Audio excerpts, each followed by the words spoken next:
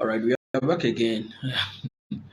The previous one stopped abruptly, with no apparent reason. It might be either network glitches or it could be anything. So I'm going to continue from there. So I'm still going to welcome you all to my live Facebook video broadcast. This is a conversation that occurred, on YouTube. Facebook, WhatsApp group, WhatsApp group, and it's all about the kingdom. And so I also responded to a question, or the question was asked that pertains to the kingdom. So I also uh, put forth my answer, and a brother, by the name Brother Chester, actually responded to mine. He gave a very incredible uh, answer. In fact, I was stunned to have read that from him. But there are some aspect of his answer to. You see, he did not either agree with my answer. So he was trying to correct mine. So I am trying to affirm that the answer that I provided is actually true. Very, very incredible answer. In fact, very, very, very thoughtful answer that Brother Chester gave. In fact, I like him. We have met, I think, twice or something. All right. So this is the case. Now it's all about Matthew chapter 16 and Matthew chapter 17. And he believed that the coming of the Lord to sit, upon the throne in his kingdom in Matthew chapter 16, verse 28, was fulfilled 6 days after, this Jesus made this prediction in chapter 17, the vision of the parousia. And so I believe that, I have spoken at this, so I'm not going to go there, delve into it anymore. But I believe that that is no, actually true, because at that time in Matthew chapter 17, Matthew chapter 16 talks about, the coming of the Lord in his kingdom. And the vision did not see the Lord coming uh, in any kingdom. And there's another thing we have to take note of, with regards to what occurred on that mountain, on the mountain of transfiguration. Now, remember what happened. That is the vision of the coming of the Lord. When he transitioned into his spiritual body, he was no more in the physical body. When he transitioned or when he transfigured, and when he transfigured, he was witnessed by the apostles that he went along with, James, John, and Peter. And so they did not see the world burning up. They did not see the world burning up. Everything, was just like that. So what it means is that the coming of the Lord, the parousia of the Lord, will not see this world, being burned up. I know that people are going to, bring in this Second Peter chapter 3, but I think I have made some videos about it, so you can watch the videos, and they are very, very helpful. They will help you to understand Second Peter chapter 3. Anyway, so that is that. Okay, but this is one thing that I want to deal with, because, as I said, the brother made very, very crucial points. In responding to the question, or responding to me, he said that the kingdom is also translated as royal splendor, and that royalty expresses or relates to Christ's wedding, the wedding of the Messiah, the great messianic wedding banquet. That royalty, expresses that, because when the Lord comes, will be the time when He, you know, comes into the kingdom alongside the saints in Hades, okay, to consummate the marriage.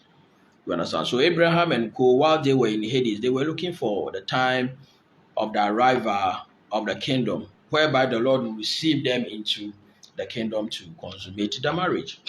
You understand? So they were waiting for the time of the Lord's royalty, his appearance as a royal coming, or his royal coming into the kingdom to consummate the marriage. And the parousia of the Lord has always been a temple related. Okay, we saw that in uh, uh, uh, Exodus chapter 19 and Exodus chapter 24, what they call the temple mountain, excuse me, the temple mount, or yeah, temple mount, or what they call the cosmic temple. Okay, when the Lord came upon Sinai and shrouded in clouds. Okay, that is what we call the cosmic temple, and he came in that temple to meet Israel. Okay, that was when they consummated the marriage. That was when the Lord married Israel. Okay, so the coming of the Lord is always temple related. So the second coming of the Christ is also temple related, because that would be the time when he sits in his kingdom. Okay, and that is going to occur before those who were standing they have all died. In Matthew chapter 16, verse 28. You understand? So that is that royalty, that royal splendor of the Messiah is his royal coming into the kingdom to consummate the marriage. Okay, so Abraham and Co, they were all waiting for the kingdom. They were all waiting for the Messiah to come in his kingdom to consummate the marriage. Because when the Lord comes in his kingdom, will be the time of resurrection. Right? So in Second Timothy chapter 4, verse 1, we have the coming of the Lord, the being tied to the time of the kingdom, the time of resurrection, and the time of judgment. Okay, and that is what Jesus Christ said will occur in the first century. Okay, that is going to occur in the first century, not 21st century and beyond. Okay, so the time of the Lord's royal coming will occur in the first century. Okay, and that will be the time of the wedding. But we have the prophet and Jesus Christ himself giving us the time frame within which the wedding will occur. In Isaiah chapter 25, what we call the little apocalypse, verse 1 to 6, at least to verse 8, we see the time of the wedding tied to the time of the destruction of Jerusalem. Again, we have another one in Matthew chapter 22, verse 1 to 8. We see the time of the wedding, okay, also tied to the time of the destruction of Jerusalem, at least verse 13. You can read up to verse 13, and you are going to realize that, okay, so it means that the coming of the Lord, the second coming of the Christ, is the time of his wedding. But that coming of the Lord is tied to the time of the destruction of Jerusalem. That is also tied to the time of the establishment of the kingdom. Because remember in Isaiah chapter 9, verse 7, right? And Daniel chapter 2, verse 34, 36, and 44, 45. Okay, all talks about the kingdom being established in judgment. All talks about the kingdom being established in judgment. And Jesus Christ quoted a prophet. Okay, remember all what they wrote, all what they said. Okay, what were they were rich. I mean, what the New Testament writers wrote or said was reiteration of what the prophet and Moses have said. In Acts chapter 26, verse 22, Paul said that, and 2 Peter chapter 3, verse 2, that inspired apostle said that all what they are writing, or their writings are prophetic word writings, or are the things that the prophet said will come. You understand? They are the things the prophet said will come. So it means that they did not say anything different from what the prophet said will come. Okay, so the time of the wedding is also the time, because the time of the wedding is in the New Testament, is the time of wedding of Isaiah chapter 25. Okay, but Isaiah chapter 25 posits the time of the wedding at the time of the destruction of Jerusalem. So Jesus Christ made no mistake when he also, made this connection, when he connected, the time of the wedding to the time of the destruction of Jerusalem in Matthew chapter 22. Okay, so whatever your eschatology is, whatever your belief is, what you have to understand is that the time of the wedding, the great messianic wedding banquet, is the time of the destruction of Jerusalem. Okay, that will be the time of the royal coming of Messiah in his tabernacle. In his tabernacle, that will be the time. So if you read if you read um, Revelation chapter number 6, verse 9 following, those who were there, those who were there, you know, who had kept the faith to the coming of the Lord, cried out to the Lord, okay, inquiring from him when he is going to come to destroy those who have destroyed them. This is because the Lord has promised them that he's going to come a second time in their time. Okay, so the coming of the what they call the second coming of Christ will occur in the first century because they knew that that coming will occur in their time because the Lord is going to come to vindicate them, to save them, okay, from the hands of their adversaries. And the adversaries were the enemies, the enemies of the church. They were the unbelieving Jewish in most parts. You understand? So the coming of the Lord will be the time when he destroys them. Okay, so that whilst when he comes to dwell with us, that is when this statement will be fulfilled. No more tears, no more cry, because those who persecute the accuser has been destroyed. The Satan has been destroyed. Those who persecute the church or those who persecuted the church has been destroyed.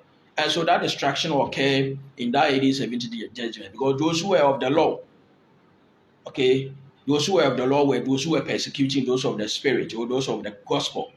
Okay, so that coming of the Lord will be the time when he destroyed those who destroyed them.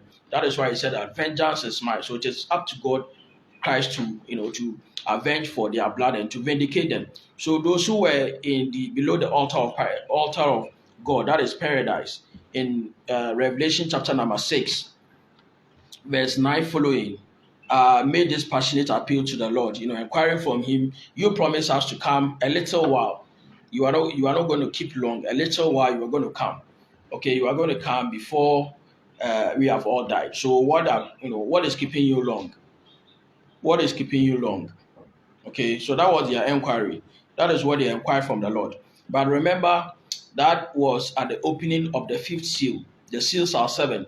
So the Lord is going to come at the opening of the 7th seal. And that opening of the 7th seal coincides with the sounding of the last trumpet. But Isaiah said that the sounding of the last trumpet will be the time of the destruction of Jerusalem. So that means that the sounding of the trumpet is to usher in or to herald the royal coming of the Lord. And that coming, will be the time of his royal visit to the kingdom and to consummate the marriage. So the trumpet will, welcome the Lord into his kingdom. And that will be the time of the wedding. Okay, so the opening of the 5th seal is tied to the sounding of the last trumpet.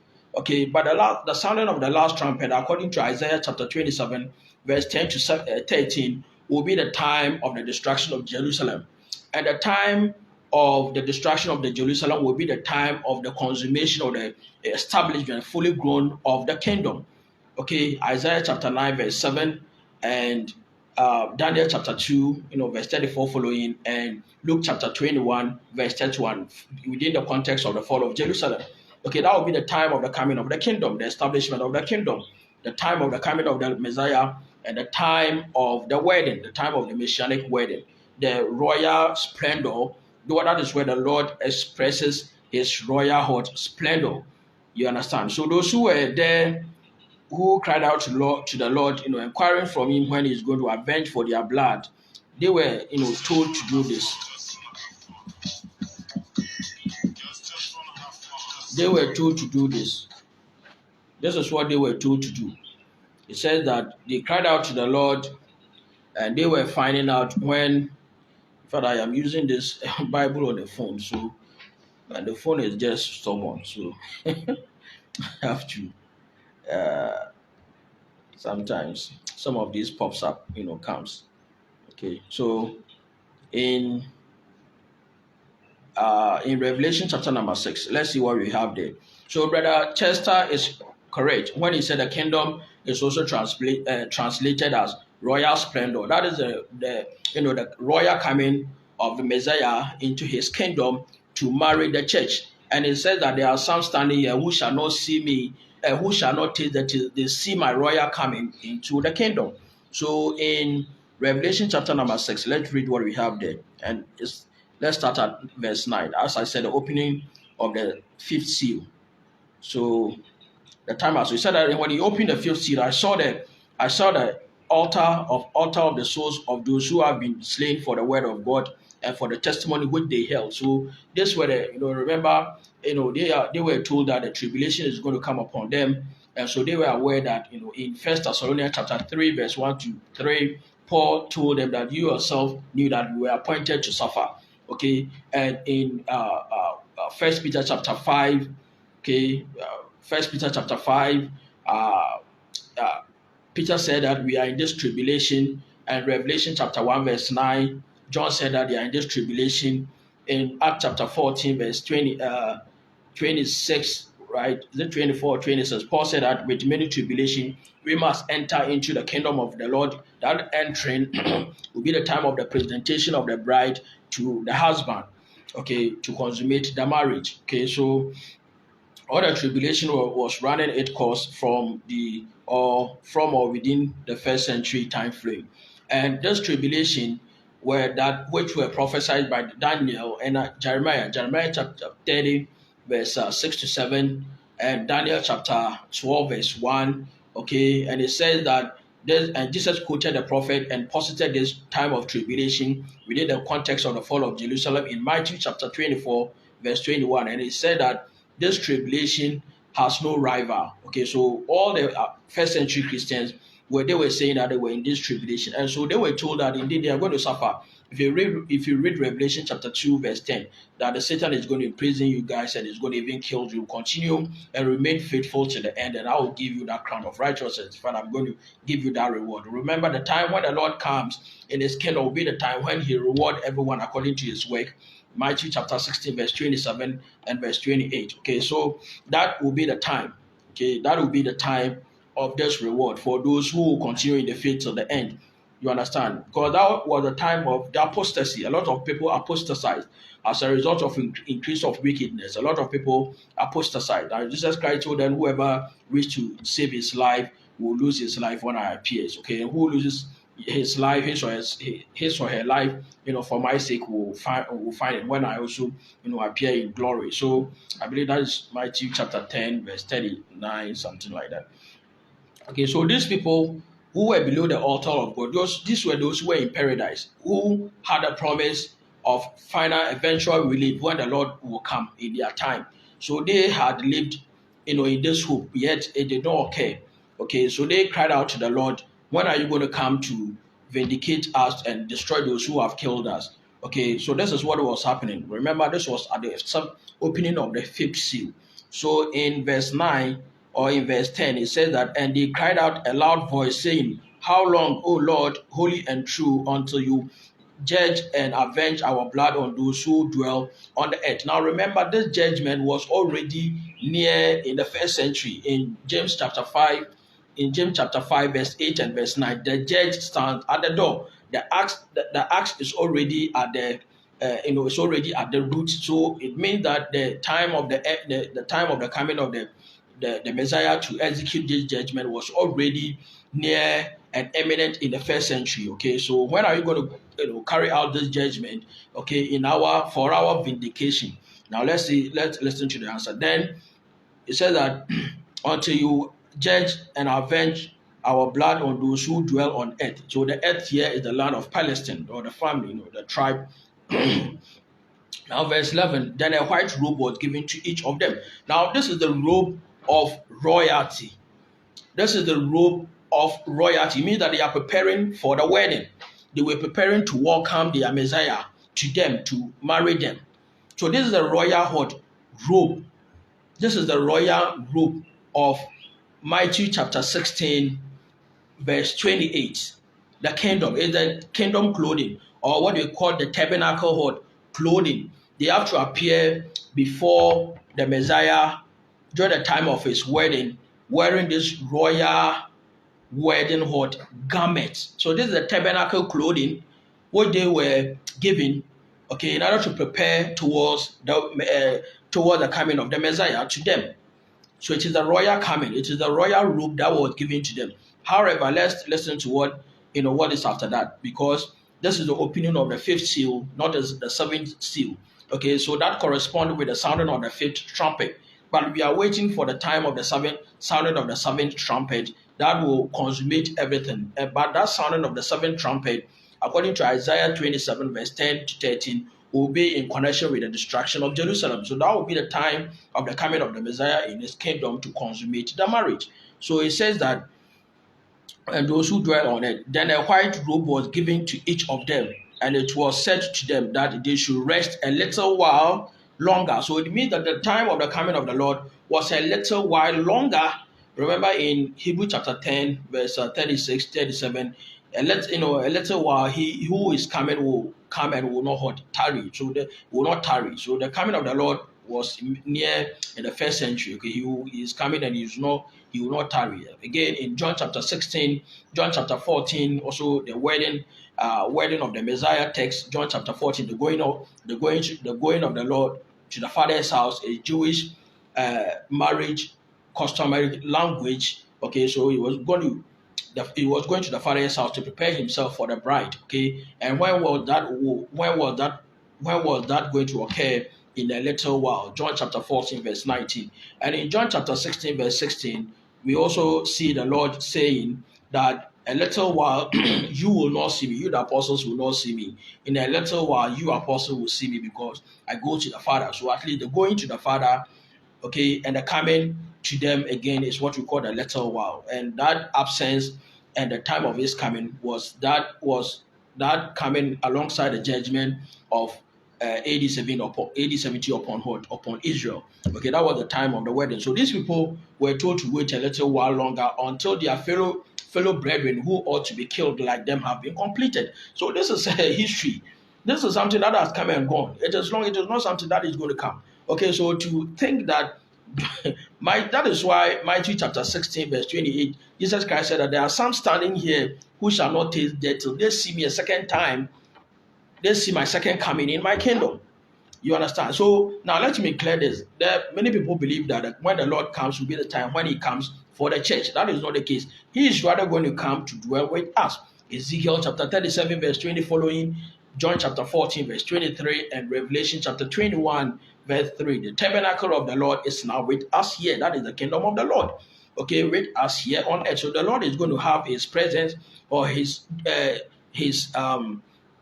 dwelling with us here on earth, not the other way around. Okay, so now the last one before I go, concerning this royal splendor, it's, as I said, it relates to the wedding of the Messiah. So we have this in Matthew chapter 25. Okay, which is a continuation of Matthew chapter 24, and we know Matthew chapter 24 is AD 70 prophecy, right? The coming of the Lord in the clouds of heaven with his angel, with the sounding of the trumpet. Now that sounding of the trumpet, they call it Rosh Hashanah, the four festivals, the four fall festivals, of Jewish. If you are well acquainted with the Jewish appointed feast day, the one that occurs on the first month of Tishri, the first day of the month of Tishri. Okay, that is the time of the feast of Rosh Hashanah, which is celebrated for 10 days. It is also called the time of the opening of the books, also called the time of the wedding of the Messiah. They call it the Han Kudushian, or what they call the Nisium. Okay, it is also the same wedding of the Messiah. So when you hear of the sounding of the trumpet, it is the time of the royal marriage of the Messiah. Okay, now this is one thing we have to take note of. We are not going to go there much because I don't think I may finish this. All right, so Brother Chester, that is how it is. Julie Jonas will say it is how it is. Anyway, so this is how it is. Now, this is what we are talking about. As I said, in Matthew chapter 24, the coming of the Lord, and so on and so forth, it's also the coming of the Lord in his kingdom. So Matthew chapter 24 is parallel text of Matthew chapter 16. Okay, all talks about the coming of the Lord in his kingdom to consummate the marriage. Okay, that will also be the time of the judgment, and that judgment is that which came upon Israel in AD 70. But in chapter 25, we see the 10 virgins. The 10 virgins going to meet the Messiah. Now, the virgin is the kingdom, right? in 2 Corinthians chapter 11, verse 1 and 2. Paul said that I have espoused you, I have espoused you to one man as what? A chaste virgin, okay, and to present you to him. So there's a time of presentation of the bride to the Christ. The time of the presentation of the bride to Christ will be the time of the Christ royal coming to her to consummate, the marriage. And so there will be a time of presentation. Or you read that also in Ephesians chapter 5, verse 21 up to 27. It's going to tell you the time of the presentation of the bride to the Messiah, okay, as holy, without wrinkle, and so on and so forth. Okay, but that time of the presentation of the bride to Christ will be the time when the Lord, when Jerusalem destroyed. It will be the time of the destruction. The time of the destruction of Jerusalem will be the time of the presentation of the bride to the Messiah to marry her. Okay, in Revelation chapter 17, we see this mystery Babylon, that harlot woman, that great city. Okay, and to identify it, we realize that this great city, what was doing, that he was drinking, he was drunk with the blood of the saints. So it talks about what it means that this woman was killing the saints. In Matthew chapter 23, verse 31 following, we see Jerusalem doing this. And also in Matthew chapter 22, okay, we see Jerusalem doing this. So the identity of this woman, the great city, that Babylon the Great, is nothing but the old covenant apostate word, Israel. Then in chapter 18 of the book of Revelation, we see the destruction of this woman. So that is the destruction of the Jerusalem. Then after that, in chapter 19, we see the time of the presentation of the bride. It says that, now look at the attire or the garment of the garment of the bride, when she has made herself ready after Jerusalem has been destroyed. See what we have here. See what we have here in Revelation chapter 19. So see what we have here. So verse 7 following, it says that let us be glad and rejoice and give him glory, for the marriage of the Lamb has come. Okay, the marriage of the Lamb has come. So it means that around the time that the Lord is going to come, the Lord is coming. The royal coming of the Lord is at hand. And his wife has made herself ready. So this is the time of the presentation, the time of the fulfillment of 2 Corinthians chapter 11, 1 and 2, and Ephesians chapter 5, verse 20 to 27. Okay, has made herself ready. So she's now going to be presented to her husband, to consummate the marriage, or to finish the marriage. And of the Lamb has come, and his wife has made herself ready. And to her it was granted to be arrayed in fine linen. So now you see, this is tabernacle clothing. This is the royal clothing. This is the royal robe. The royal wedding clothing is a tabernacle clothing. So these were the people who have put on the Messiah. Now remember, those who were in the kingdom were those who have put on this red wedding garment, because whoever is baptized has put on Christ, and Christ is that tabernacle in the kingdom. So these people were in that kingdom clothing, waiting for the Messiah to come to consummate the marriage. So look at that. Now, what did we see? What did the apostles see on the mountain? That appearance, okay, that appearance is what we see here. It was in this garment. The Lord has transfigured, okay, and appeared in that fine linen, clean and bright. You see, the whole place was like a snow, very, very bright, the whole place brightened up. Okay, that is how the Lord is going to come. And when he comes, he ought to meet people also wearing the same wedding garments. And those who will not appear before him, at the wedding, will be thrown out. And so remember, in Matthew chapter 22, the guy who appeared before, or who appeared at the wedding ceremony without this wedding garment, was thrown out. He was cast out. And that casting occurred in AD 70. The casting out of Israel, out of the kingdom, that occurred in AD 70. So that was the time of the wedding. That was the time, because those who were there were anticipated to appear before the Lord with this royal robe, this robe of royalty, to grace the wedding. You understand? So that is how it is. So that now the wedding, the bride has made herself ready. And so in verse 9, it said that then he said to me, right, blessed are those who are called to the marriage supper of the Lamb. So now these people are now ready, they are now appearing before the Lord, they are coming to the wedding.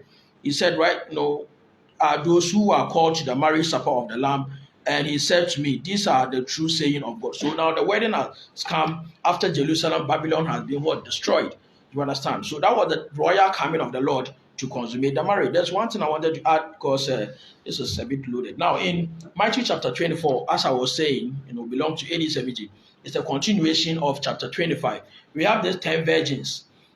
5 of them were wise, 5 were foolish or fools. Okay, however, because they were not prepared. Okay, they were not prepared. That is why the Christians were admonished to, to prepare. Okay, because the end of all things was at hand. 1 Peter 3, 1 Peter 4:7. So they knew that the day and the hour of the Lord has already drawn near, so they should be prepared. But those who were not, who were unprepared, who were unbelievers, the day caught up with them as thief in the night. So that is the essence of the Lord coming as a thief in the night. Those who were of the church, the Christians, the saints in the first century, they had the signs of the imminent coming of the Lord. So they had fled the destruction, the judgment, okay, to Mount Pelah, okay, for protection until the indignation of the Lord, was over upon Israel. Okay, so the day did not come upon them as thief in the night. Now, so he said that at midnight, a sound voice was heard, and the groom, that the Christ was coming, and they went out to him. Okay, so that was a royal meeting. The Lord is coming as a royal, from the a royal, okay, coming to the wife. Okay, so they went out to meet him, and what did they do? They did not go back to where Jesus Christ was coming from. However, they escorted him on his last leg of his journey into the kingdom. That is Matthew chapter 16, verse 28. They were waiting for him, and he was going to come. He was going to come to marry them. Okay, so that coming is what occurred in the first century in connection with the fall of Jerusalem. That coming was characterized by the destruction that occurred, the destruction upon Jerusalem in AD 70. But there's one thing I want to add here. People believe that the Lord is going to come for the church, but he's rather going to come to dwell with the church, because the church, the virgins, the wise virgins went out to meet him, okay, and they escorted him on his last leg to the kingdom, to marry them. That is Matthew chapter 24. Matthew chapter 16. That is where it said that there are some standing here who shall not taste death till they see me coming in my kingdom. So that coming, they are going to meet him and to escort him on the last leg of his journey. That is what we call apontesis, the word to meet. Okay, they are meeting him and to return. Not that they are meeting him and go with him to where he is coming from. They are meeting him and to escort him into the kingdom. Okay, for the wedding. We have one in Acts chapter 28 verse 15, when Paul was going to Rome. The brethren in Rome came all the way to Epiphorum to meet Paul, and when they met him, what did they do? They escorted him to Rome. That is on the last leg of his journey. Okay, so the Lord was going to come to dwell with us, after the wedding, to dwell with us. So where he was, the saint will also be. So that is that. All right, so Brother Chester, I believe you watched this and perhaps you may respond to it. So until we meet again, bye.